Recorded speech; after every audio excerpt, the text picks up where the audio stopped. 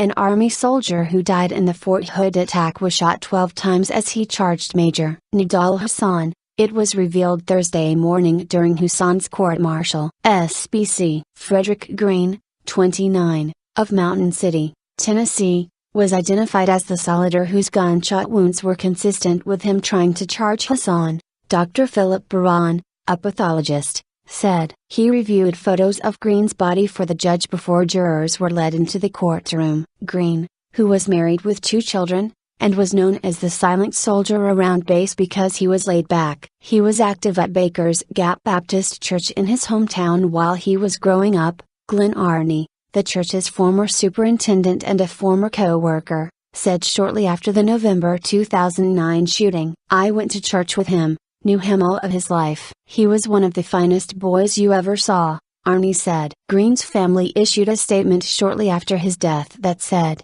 "Fred was a loved and loving son, husband and father, and often acted as the protector of his family." Even before joining the Army, he exemplified the Army values of loyalty, duty, respect, selfless service, honor, integrity and personal courage. Many of his fellow soldiers told us he was the quiet professional of the unit, never complaining about a job, and often volunteering when needed. Stars and Stripes reports that Greene was shot so many times, it was difficult to determine the path the bullets took, and the pathologist had to use a metal rod to determine the trajectory. Berran said that he also performed an autopsy on Aaron Namulka, 19, from West Jordan, Utah, who was the youngest soldier killed in the shooting and was apparently excited about his first deployment. Namulka was shot 3 times and that his wounds were consistent with being shot while lying on the ground. Namulka was among at least 5 victims who were shot while lying down,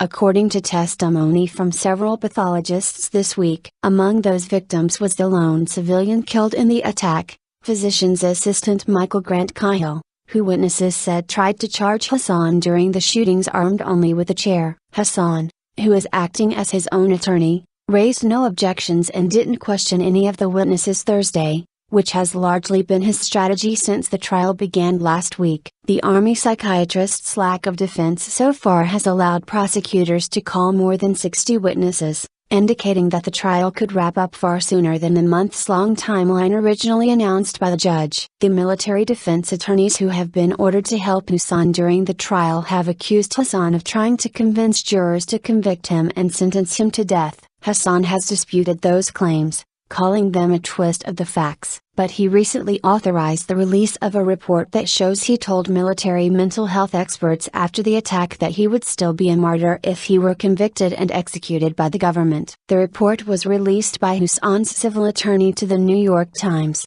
which posted it online, but prosecutors were ordered by the judge not to read it. If convicted, Hassan could face the death penalty. So far, doctors who examined 7 of the 13 killed have described how some showed signs that they were shot while lying on the floor. Hassan is accused of opening fire on unarmed soldiers. He faces the death penalty if convicted. After a frenetic 4 days in which more than 60 people testified, the pace has slowed as prosecutors have called investigators and experts to describe how Hassan carried out the shooting. Hassan acknowledges the evidence against him shows he was the shooter and has put up a minimal defense.